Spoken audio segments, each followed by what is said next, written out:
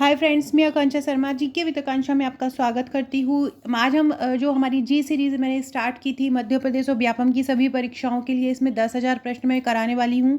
ये पिछले 30 सालों से लगातार जो बार बार पूछे जा रहे हैं वो प्रश्न हैं और आपको इनको बहुत अच्छे से कर लेना है। तो चलिए स्टार्ट करते हैं। इसका पहला भाग मैं करा चुकी हूँ। आप प्लेलिस्ट में जी सीरीज़ देखेंगे तो जी सीरीज़ में आपको पहला भाग दिख जाएगा। साथ में मैं डिस्क्रिप्शन बॉक्स में भी वो जी1 की लिंक डाल दूँगी और ये हमारा जी2 है। तो चलिए स्टार्ट करते हैं। फ्रेंड्स, ये मेरे मध्य प्रदेश पटवारी भर्ती के नोट्स हैं। इसमें आपको ये टोटल 10 बुकलेट मिलती हैं। अंग्रेजी, सामान्य ज्ञान, विज्ञान, व्यापम की परीक्षा में पूछे जाने वाले मध्य प्रदेश के प्रश्न, ये पूरी जितनी भी कल्याणकारी योजनाएं हैं, बजट है, वन नीति, वन सर्वेक्षण, पशुधन जनगणना, मंत्रिमंडल, इसमें आ जाएगा। उसके बाद मध्य प्रदेश सामान्य ज्ञान है, हिंदी है, गणित तर्क शक्ति है, कंप्यूटर दक्षता है और सामान्य प्रबंधन है। तो ये सभी, ये 10 बुकलेट अगर आप लेना चाहते हैं तो इनको आप मुझे व्हाट्सअप कर सकते हैं। आपको इनके साथ एक व्हाट्सअप का ग्रुप भी मिलता है, जो उन्हीं को मिलता है जो नोट्स लेते हैं। उसमें आपकी तैयारी करवाई जाती है। डेली मैं रीजनिंग के प्रश्न वहाँ पे डाल रही हूँ, जिससे आप जो ऐसे क्वेश्चन हैं जो एग्ज़ाम में आना ही है, इसके साथ ही सामान्य ज्ञान या कोई भी मेरा वीडियो आता है उसकी PDF भी इस ग्रुप में डाली जाएगी। तो अगर आप ये पटवारी के नोट्स लेना चाहते हैं तो आप मुझे इस नंबर पर व्हाट्सअप कर सकते हैं। इसके अलावा आप ये पेमेंट, आप कहीं भी भारत में रहते हैं आप इसको मंगा सकते हैं। तो चलिए स्टार्ट करते हैं। पहला क्वेश्चन है, कैरोटीन किस में पाया जाता है? कैरोटीन किस में पाया जाता है? दूध में, गाजर में, मांस में या नींबू में? तो कैरोटीन किस में पाया जाता है? कैरोटीन गाजर में पाया जाता है। कैरोटीन किस में पाया जाता है? कैरोटीन गाजर में पाया जाता है। याद रखिएगा, कैरोटीन एक कार्बनिक यौगिक होता है और ये टर्पेनॉइड के रूप में वर्गीकृत होता है। ये अलग अलग फलों और सब्जियों में नारंगी रंग के लिए योगदान देता है। ये आम, पपीता, गाजर में पाया जाता है। ये भी याद रखिएगा कि जो कैरोटीन होता है वो फलों को कौन सा रंग प्रदान करता है या सब्जियों को कौन सा रंग प्रदान करता है? तो नारंगी रंग प्रदान करता है। नारंगी रंग किसके कारण आता है? कैरोटीन के कारण आता है। कैरोटीन इनमें से कहाँ पाया जाता है? गाजर में। इसके अलावा अगर आम, पपीता भी ऑप्शन हो तो वो भी आप ऑप्शन लगा सकते हैं। अगला है, वस्त्र क्षेत्र में निवेश को आकर्षित करने के लिए मध्य प्रदेश सरकार ने कपड़ा परियोजनाओं को 5% की दर से कितने वर्षों के लिए ब्याज सब्सिडी प्रदान की है? तो 5 वर्षों के लिए की है। वस्त्र क्षेत्र में निवेश को आकर्षित करने के लिए मध्य प्रदेश सरकार ने कपड़ा परियोजना जितनी भी चल रही हैं उनमें सब्सिडी प्रदान की गई 5% की। और ये सब्सिडी कितने वर्षों के लिए प्रदान की गई है? तो ये सब्सिडी 5 सालों के लिए प्रदान की गई है। अगला क्वेश्चन है, मध्य प्रदेश राज्य योजना आयोग में कितने अंशकालिक सदस्य होते हैं? तो मध्य प्रदेश राज्य योजना आयोग में 11 अंशकालिक सदस्य होते हैं। मध्य प्रदेश योजना आयोग का जो गठन हुआ था वो 1972 में हुआ था और इसके जो अध्यक्ष होते हैं, अगर राज्य योजना आयोग है तो उसके अध्यक्ष मुख्यमंत्री होते हैं और अगर केंद्र का योजना आयोग है तो उसके अध्यक्ष प्रधानमंत्री होते हैं। मध्य प्रदेश योजना आयोग का गठन 1972 में हुआ था। इसके अध्यक्ष मुख्यमंत्री होते हैं। इसमें एक उपाध्यक्ष होता है और 11 अंशकालिक सदस्य होते हैं। याद रखिएगा, जो योजना आयोग होता है, राज्य योजना आयोग होता है, उसमें एक अध्यक्ष होता है, एक उपाध्यक्ष होता है, एक अध्यक्ष, एक उपाध्यक्ष और 11 जो होते हैं वो अंशकालिक सदस्य होते हैं। अगला क्वेश्चन है, कौन सा जिला मध्य प्रदेश सरकार के SKM-CCC EPCO पर्यावरण विभाग के द्वारा क्रियान्वित जलवायु स्मार्ट गांवों के विकास के माध्यम द्वारा जलवायु परिवर्तन में अनुकूली क्षमता बढ़ाना परियोजना का एक हिस्सा नहीं है? कौन सा जिला है जो इसमें है, नहीं है? तो ये है भोपाल।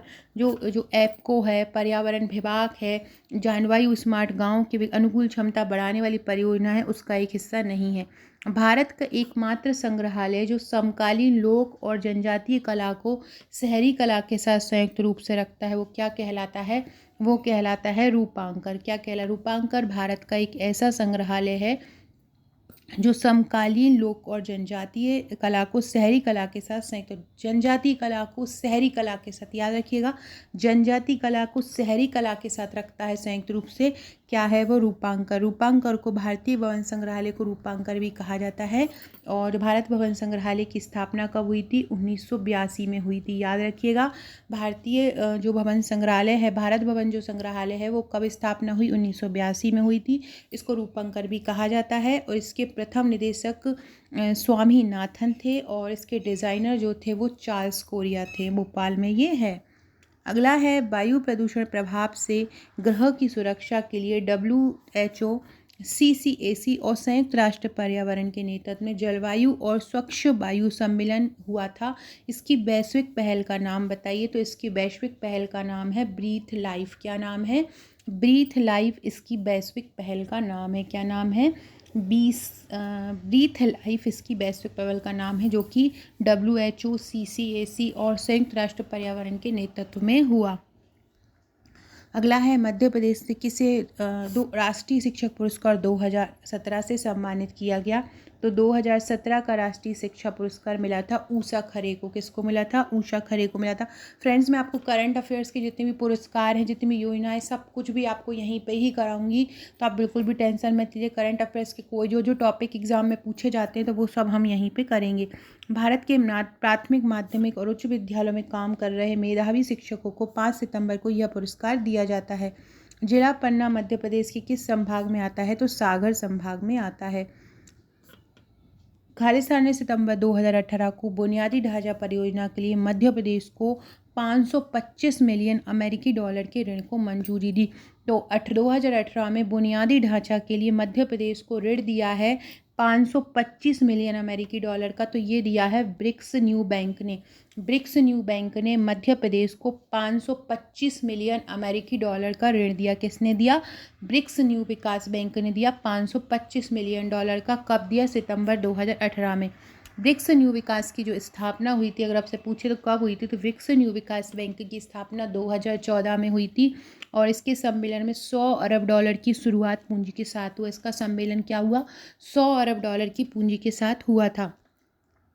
मध्य प्रदेश के उस शहर का नाम बताइए जहां केंद्रीय कैबिनेट ने सितंबर 2018 में 4 राष्ट्रीय डिज़ाइन संस्थान में से एक को स्थापित करने की स्वीकृति दी। तो कहाँ पे होंगे जो डिज़ाइन संस्थान, कहाँ पे बनेगा? वो बनेगा भोपाल में। राष्ट्रीय डिज़ाइन संस्थान भारत का प्रमुख डिज़ाइन संस्थान है। इस संस्थान की स्थापना भारत में डिज़ाइन शिक्षा को फैलाने के लिए हुई थी और यह अंतर्राष्ट्रीय स्तर पर औद्योगिक संप्रेषण, वस्त्र और IT डिज़ाइन के लिए महत्वपूर्ण शिक्षा संस्थान है। अगला है 2018 में मध्य प्रदेश सरकार द्वारा मजदूरों और गरीब परिवारों के लिए बिजली में छूट देने के लिए कौन सी योजना स्टार्ट की गई? तो ये स्टार्ट की गई थी संबल योजना 2018 में, और इसको सरल बिजली योजना भी बोला जाता है। इसके लाभ में गरीबी रेखा से नीचे परिवारों को 200 रुपये में महीने में बिजली मिल रही है। कि BPL का जो परिवार है उसको 200 रुपये पर महीने में बिजली मिल रही है। फ्रेंड, डिस्क्रिप्शन बॉक्स में आपको हमारे WhatsApp, Telegram, Facebook, Twitter, Insta की लिंक मिल जाएगी। अगर आपने मेरे पटवारी भर्ती के नोट्स लिए हैं या प्रीलिम्स के नोट्स लिए हैं तो इस वीडियो की PDF उसी ग्रुप में डाल दी जाएगी। अगला क्वेश्चन है, शाही लीची जिसे हाल ही में GI टैग दिया गया किस राज्य से संबंधित है? तो शाही लीची जो है बिहार की है। कौन सी है? बिहार की मिर्ची। तो आपको पता ही होगा, बोलते हैं ना पटना की मिर्ची, तो वही बिहार की ही मिर्ची, ऐसे याद रखिएगा। शाही लीची बिहार की मिर्ची है, जैसे GI टैग दिया। बिहार की शाही लीची अपने मीठे सुगंध के लिए जानी जाती है। यह मुजफ्फर, समस्तीपुर, वैशाली, पूर्वी चंपारण, बेगूसराय के इलाकों में पैदा की जाती है। कौन सा पठार गंगा और नर्मदा बेसिन के बीच पानी के विभाजन का निर्माण करता है? गंगा और नर्मदा बेसिन के बीच पानी का विभाजन करता है मालवा का पठार। गंगा और नर्मदा के बेसिन के बीच पानी के विभाजन का निर्माण कौन करता है? मालवा करता है। मालवा का पठार विंध्य पहाड़ियों के आधार पर बना त्रिभुजाकार पठार होता है। इसके पूर्व में बुंदेलखंड, पश्चिम में अरावली पहाड़ियाँ स्थित हैं। यह चंबल, काली सिंध, बेतवा, केन भी आदि हैं। कौन दुनिया का प्रथम ग्रेनाइट मंदिर है? तो तंजावुर का बृहदेश्वर मंदिर। तंजावुर का बृहदेश्वर मंदिर दुनिया का पहला ग्रेनाइट मंदिर है। याद रखिएगा, कौन सा? तंजावुर का बृहदेश्वर मंदिर दुनिया का पहला ग्रेनाइट मंदिर है। यह तंजौर में स्थित है और ये 11वीं सदी में बना था। इसका निर्माण 1003 से 1010 ईस्वी में बना था। चोल शासक राजा चोल ने इसको बनवाया था। तंजावुर का बृहदेश्वर मंदिर को किसने बनवाया था? चोल शासक राज चोल ने बनवाया था। 19 जनवरी 2018 को भारत ऑस्ट्रेलियाई समूह में शामिल हो गया था, जो एक अनौपचारिक व्यवस्था थी। इसका उद्देश्य क्या था? भारत क्या हो गया था? ऑस्ट्रेलियाई समूह में शामिल हो गया था। तो इसका उद्देश्य क्या था? तो इसका उद्देश्य था कि रासायनिक और जैविक हथियार प्रसार के जोखिम को कम करने के लिए देशों को निर्यात या ट्रांसशिप करने की अनुमति देना। मेन उद्देश्य क्या था? जैविक जो हथियार होते हैं उसके प्रसार को और उसके जोखिम को कम करना। इसलिए यही उद्देश्य था भारत का ऑस्ट्रेलियाई समूह में जाने का। ताप्ती नदी का उद्गम कहाँ से होता है? ताप्ती नदी का उद्गम सतपुड़ा पहाड़ियों से होता है। ताप्ती नदी भारत की प्रसिद्ध नदी है। मध्य प्रदेश राज्य के बैतूल जिले के मुल्ताई से निकलती है और सतपुड़ा पर्वत निक्षेप के मध्य से पश्चिम की ओर बहती हुई ये सूरत के मैदान को पार कर जाती है और अरब सागर में बहती है। ये गुजरात में भी बहती है और भारत में भी बहती है। हिंदुस्तानी शास्त्रीय संगीत के इंदौर घराने के संस्थापक कौन थे? तो हिंदुस्तानी शास्त्रीय संगीत के इंदौर घराने के संस्थापक थे आमिर खान। कौन थे? आमिर खान। अगला है, एशियाई खेलों में पहली भारतीय महिला स्वर्ण पदक विजेता ने अपना पदक किस में जीता था? 100 मीटर दौड़, हॉकी, कुश्ती या 400 मीटर दौड़। तो देखो, सबसे पहले एशियाई खेलों में जो स्वर्ण पदक जीता था वो कमलजीत सिंधु ने जीता था। किसने जीता था? कब याद रखिएगा, एशियाई खेलों में पहली भारतीय महिला स्वर्ण पदक तो कमलजीत सिंधु ने जीता था, ये तो आपको पता है। इसके अलावा इसने किस में जीता था? तो इसने जीता था 400 मीटर दौड़ में। वेरी इंपॉर्टेंट क्वेश्चन है, 400 मीटर दौड़ में किसने जीता था? कमलजीत सिंधु ने जीता था। 1970 का एशियन ओपन में कमलजीत सिंधु के रूप में भारत को एशियाड की पहली गोल्डन गर्ल मिली थी। कब मिली थी? 1970 में। कमलजीत सिंधु ने 400 मीटर की दौड़ में, सिंधु ने महिलाओं की 400 मीटर दौड़ में स्वर्ण पदक जीतकर इतिहास रचा था। 2021 की जनगणना के अनुसार मध्य प्रदेश का जनसंख्या घनत्व कितना है? तो मध्य प्रदेश का जनघनत्व है 236। और आपसे पूछें भारत का कितना है? तो भारत का जनघनत्व है 382। जनघनत्व कितना है मध्य प्रदेश का? 236 है और भारत का कितना है? 382 है। भूतपूर्व विंध्य प्रदेश के प्रथम मुख्यमंत्री अवधेश प्रताप सिंह द्वारा लाए गए वह कौन से राजनेता हैं जो आगे चलकर मध्य प्रदेश के मुख्यमंत्री बने? तो अवधेश प्रताप सिंह, जो कि विंध्य प्रदेश रीवा क्षेत्र के थे, प्रथम मुख्यमंत्री थे विंध्य क्षेत्र के। वे एक राजनेता को आगे लेके आए, उनका नाम था गोविंद नारायण सिंह। और गोविंद नारायण सिंह आगे चलकर मध्य प्रदेश के मुख्यमंत्री भी बने थे। गोविंद नारायण सिंह वो व्यक्ति थे जिसने कांग्रेस से बगावत की थी और मध्य प्रदेश के मुख्यमंत्री बने थे, ये भी याद रखिएगा। मालनपुर में एक लघु शस्त्र, मालनपुर जो कि भिंड में है, और यहाँ पर लघु शस्त्र निर्माण इकाई किसके संयुक्त उद्यम से खोली गई है? तो जो मालनपुर में लघु शस्त्र निर्माण इकाई खोली गई है वो खोली गई है इजराइल के संयुक्त उद्यम से, मतलब इजराइल के संयुक्त प्रयास से खोली गई है मालनपुर में लघु शस्त्र निर्माण इकाई। भारत इजराइल संबंध भारतीय लोकतंत्र तथा इजराइल के द्विपक्षीय संबंधों को दर्शाता है। मध्य प्रदेश का जो 51वां जिला है वो किस के अंतर्गत आता है? मध्य प्रदेश का जो 51वां जिला है वो किस संभाग के अंतर्गत आता है? उज्जैन। उज्जैन संभाग से ही आगर मालवा बना था। कब बना था? आगर मालवा 51वां जिला है और ये 16 अगस्त 2017 को बना था। कब बना था? 16 अगस्त 2017 को शाजापुर जिले से अलग होकर बना था। और 52वां कौन सा है? निवाड़ी है। तो उज्जैन संभाग में स्थित आगर मालवा मध्य प्रदेश का 51वां जिला है। कब बना था? ये सन भी याद रखिएगा, 16 अगस्त 2017 को बना था। निम्नलिखित में से कौन सा स्थान मध्य प्रदेश में पिथौरा पेंटिंग के पारंपरिक अभ्यास से जुड़ा है? आधार कांच। कौन सा स्थान मध्य प्रदेश में पिथौरा पेंटिंग के पारंपरिक अभ्यास से जुड़ा है? तो आधार कांच जुड़ा है। कौन सा जुड़ा है? आधार कांच। आधार कांच जो है मध्य प्रदेश में पिथौरा पेंटिंग के पारंपरिक अभ्यास से जुड़ा है। पिथौरा पेंटिंग एक प्रकार की चित्रकला होती है जो कि मध्य प्रदेश के पिथौरा जिले में पाई जाती है। आधार कांच मध्य प्रदेश में पिथौरा पेंटिंग के अभ्यास से जुड़ा है। भारतीय महिला सीनियर टीम ने हॉकी टीम ने वर्ष 2017 में कौन सी चैंपियनशिप जीती थी? Asia cup. अभी आपको जितनी भी 2021, 22, 19, 20 में जितनी भी चैंपियनशिप है वो कप कौन कौन जीती, कब जीती, ये सब मैं आपको एक वीडियो में आके करवा दूंगी ऑब्जेक्टिव में, तो वो आपको याद हो जाएगा। मध्य प्रदेश के लोगों को शामिल कर इन सीटू संरक्षण व एक्स सीटू प्रशिक्षण प्रसारण की सुविधा द्वारा वन क्षेत्रों को औषधीय पौधों से समृद्ध बनाने की एक पहल कौन सी है? तो जन संरक्षित क्षेत्र या पीपीए। जन संरक्षित क्षेत्र मध्य प्रदेश के लोगों को इसमें शामिल कर इन सीटू संरक्षण व एक्स सीटू संरक्षण प्रसारण की सुविधा द्वारा वन क्षेत्रों को औषधीय पौधों से समृद्ध करने की एक पहल है। निम्नलिखित मौलिक अधिकारों में कौन सा विदेशियों को उपलब्ध नहीं है? 14 भी है, 20 भी है, 21 भी है। अनुच्छेद 19 विदेशियों को उपलब्ध नहीं है। कौन सा नहीं है विदेशियों को? अनुच्छेद 19। राष्ट्रीय नागरिक रजिस्टर पहली बार कब तैयार किया था? राष्ट्रीय नागरिक रजिस्टर जो मेनली असम का है, और ये कब तैयार किया था सबसे पहले? ये 1951 को बना था। कब बना था राष्ट्रीय नागरिक रजिस्टर? 1951 को ये बना था। इसे भारत की जनगणना के बाद 1951 में तैयार किया गया।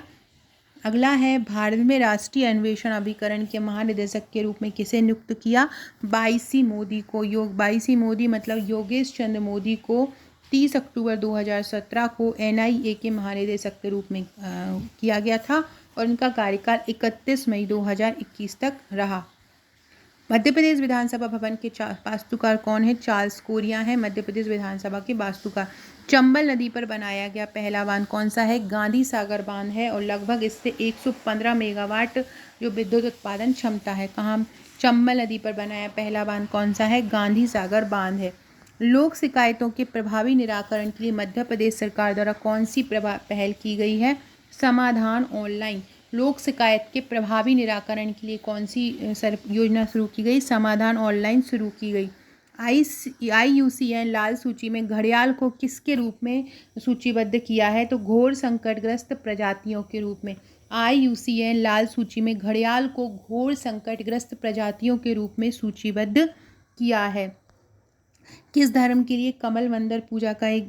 कमल मंदिर जो है वो बहाई धर्म के लिए है। लोटस टेम्पल को बहाई समुदाय के प्रार्थना घर के रूप में जाना जाता है और ये और बहाई धर्म के अनुसार उनके प्रार्थना घर का केंद्र हर एक धर्म के लिए है। मध्य प्रदेश गृह निर्माण मंडल अधिनियम को मध्य प्रदेश विधानमंडल द्वारा कब अधिनियमित किया गया था? तो 1973 में अधिनियमित किया गया। मध्य प्रदेश गृह निर्माण मंडल अधिनियम को 1973 में मध्य प्रदेश विधानमंडल द्वारा अधिनियमित किया गया था। निम्नलिखित में से कौन सा संस्थान रियल इंफ्रास्ट्रक्चर इन्वेस्टमेंट ट्रस्ट को विनियमित करता है? कौन सा संस्थान रियल एस्टेट को इंफ्रास्ट्रक्चर इन्वेस्टमेंट ट्रस्ट को विनियमित करता है? तो ये करता है सेबी। कौन करता है? सेबी जो संस्थान है वो रियल एस्टेट इंफ्रास्ट्रक्चर इन्वेस्टमेंट को विनियमित करता है। सेबी की स्थापना 12 अप्रैल 1992 में हुई थी और इसका मुख्यालय मुंबई में है। ये भी याद रखना, ये पूछ सकता है कि सेबी की स्थापना, ये प्रबंधन में भी आपसे पूछ सकता है कि सेबी की स्थापना कब हुई थी? 1992 में हुई थी। मुख्यालय मुंबई में है और क्षेत्रीय कार्यालय नई दिल्ली, कोलकाता, चेन्नई और अहमदाबाद में है। भारतीय रेलवे के लिए भारत के रेल के एकमात्र निर्माता और आपूर्तिकर्ता कौन है? तो भारतीय रेलवे के लिए भारत के रेल के एकमात्र निर्माता और आपूर्तिकर्ता है सेल का भिलाई स्टील प्लांट। सेल का भिलाई स्टील प्लांट है। भिलाई स्टील प्लांट छत्तीसगढ़ राज्य के भिलाई में है। इनकी स्थापना सोवियत संघ की सहायता से 1955 में हुई थी और इसकी स्थापना दूसरी योजना में की गई थी। पोमल हार शब्द किस खेल से संबंधित है? पोमल हार शब्द जिम्नास्टिक्स से संबंधित है। पोमल हार शब्द किससे संबंधित है? याद रखिएगा, पोमल हार शब्द जिम्नास्टिक्स से संबंधित है। किससे है पोमल हार? जिम्नास्टिक्स से। सो फ्रेंड्स, ये थे हमारे आज के क्वेश्चन, बहुत महत्वपूर्ण क्वेश्चन थे और ऐसे ही और क्वेश्चन के लिए चैनल पर बने रहिएगा। चैनल को सब्सक्राइब कीजिएगा। वीडियो अच्छा लगे तो लाइक शेयर कमेंट जरूर कीजिएगा। अगर आप हमारे नोट्स लेना चाहते हैं तो आप मुझे व्हाट्सअप कर सकते हैं। Okay friends, thank you.